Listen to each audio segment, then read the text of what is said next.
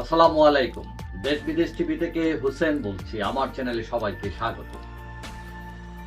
এই যে ছাত্ররা যারা জিরো থেকে হিরো হয়ে গেল, যাদের একসময় কেউ চিনতো না, এখন তারা মন্ত্রী হয়েছে।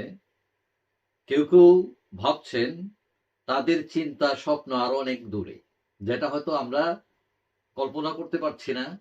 তারা কোথায় যেতে পারে, কোথায় যেতে চায়। হয়তো এখন আমি যদি বলি যে তারা প্রধানমন্ত্রী হতে চায়, প্রেসিডেন্ট হতে চায়, আপনি হয়তো হাসতে পারেন। কিন্তু 4 আগস্টের পরে আপনি বুঝতে পারতেন যে তারা মন্ত্রী হবে? বুঝতে পারেন নাই। এখন যে সমস্যা নিয়ে এখন আলোচনা চলছে সেটা হলো সংস্কার। সংস্কার বিএনপি চাচ্ছে যে দ্রুত নির্বাচন। সংস্কার একদম যেটা না করলেই নয়, এটা করে দ্রুত ক্ষমতা ফিরিয়ে দেওয়া জনগণের প্রতিনিধির কাছে। কিন্তু এখানে বাদ সাধছে কারা? ছাত্ররা। তারা বলতেছে আগে সংস্কারের পরে নির্বাচন। এখন বিএনপি তাদের এই তালবাহানা বুঝে ফেলছে। তারা চাচ্ছে ছাত্ররা যে সংস্কার এগিয়ে চলুক এবং তাদের দলও মোটামুটি পাকাপোক্ত হয়ে যাক, রাষ্ট্রীয় ক্ষমতায় যাতে তারা থাকতে পারে। কারণ তারা মনে করে আওয়ামী লীগ এবং বিএনপি এরা একই ধাঁচের দল, এবং এরা সরকারে থাকলে গণতন্ত্র বিকশিত হবে না। তো এখন তারা মনে করে যে আওয়ামী লীগকে বিদায় করলাম, তো এখন যদি বিএনপি ক্ষমতায় চলে আসে তাহলে তো কথা একই দাঁড়ালো। কারণ তারা আগে স্লোগান দিয়েছে একই সাপের দুই বিষ, মানে বিএনপি এবং আওয়ামী লীগ, তাদের বিষ একটাই। এখন বিএনপি এইটা বুঝে, তাদের দুর্বসন্ধি বুঝে, তারা এখন চোখ রাঙাচ্ছে সরকারকে এবং চাপ দিচ্ছে দ্রুত নির্বাচন দেওয়ার জন্য। এবং তাদের সাধারণ সম্পাদক মির্জা ফখরুল বলেছেন যে তিনি হুমকি দিয়েছেন, আন্দোলনের হুমকি, যদি ঠিক মতো জায়গা মতো নির্বাচন দেওয়া না হয়। এখন ছাত্ররা মনে করে আওয়ামী লীগ বিএনপি বুর্জুয়া দল, এখন এদেরকে ক্ষমতায় বসানো যাবে না। তারা নিজেরাই ক্ষমতায় বসানোর জন্য এখন একটা ছক আঁকতেছে, এবং এই ছকের মধ্যে আছে তাদের টার্গেট যে আগামীতে নাহিদ প্রধানমন্ত্রী হবে, ইউনূস সাহেব প্রেসিডেন্ট হবেন। ইউনূস সাহেব যদি অপারগতা প্রকাশ করেন তাহলে আসিফ নজরুল সাহেব প্রেসিডেন্ট হবেন, মাহফুজ আলম সাহেব তিনি স্পিকার হবেন।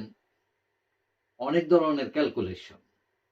এবং তারা একটা নতুন দল, তারা আগে বৈষম্য বিরোধী ছাত্র সমাজ ছিল, তারপরে নাগরিক কমিটি করে আবার নতুন দল জনশক্তির নাম শোনা যাচ্ছে, আবার তারা অস্বীকার করেছে। তবে তারা যে রাজনৈতিক দল গঠনের প্রক্রিয়ার মধ্যে আছে এটা স্পষ্ট, এবং তারা করবে। এখন তারা কিন্তু অক্ষ প্রক্রিয়ায় যেতে পারে। এখন প্রশ্ন হচ্ছে কার সাথে যাবে? আওয়ামী লীগ নও, বিএনপি নও, তাহলে থাকে জামাত। জামাতের সাথে তাদের বেশ ভাবসাবও আছে। এখন এই ক্ষেত্রে জামাতের সাথে তারা যদি ক্ষমতায় যেতে পারে তাহলে শফিকুর রহমান সাহেব প্রেসিডেন্ট, নাহিদ প্রধানমন্ত্রী, অথবা ইউনূস সাহেব প্রেসিডেন্ট, শফিকুর রহমান সাহেব প্রধানমন্ত্রী, নাহিদ ইসলাম উপপ্রধানমন্ত্রী। এই ধরনের ব্যবধান, বিভিন্ন ধরনের ছক আঁকতেছে তারা।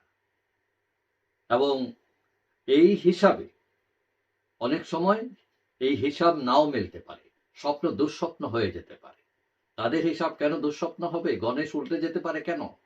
কারণ তারা এই হিসাব করছে আওয়ামী লীগকে মাইনাস করে এবং বিএনপিকে প্রতিপক্ষ বানিয়ে। কিন্তু বিএনপি কিন্তু পুরান খেলোয়াড়েরা, এরা বুঝতে পারে এবং এটা বুঝে, তাদের দুর্বসন্ধি বুঝে তারা কি পদক্ষেপ নেয় এবং নিতে পারে, হ্যাঁ, এটা হয়তো ছাত্ররা পুরোটা জানে না।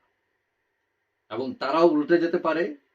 তখন বিএনপি রাজা সামলাও বলে কিস্তি দিতে পারে, এবং সেটা আওয়ামী লীগ দিয়ে কিস্তি দিবে। রাজনীতিতে শেষ কথা বলে কিছু নেই। ইতিহাস ঘেটে দেখেন, আওয়ামী লীগের সাথে বিএনপি ছিল, জামাতের সাথে ছিল।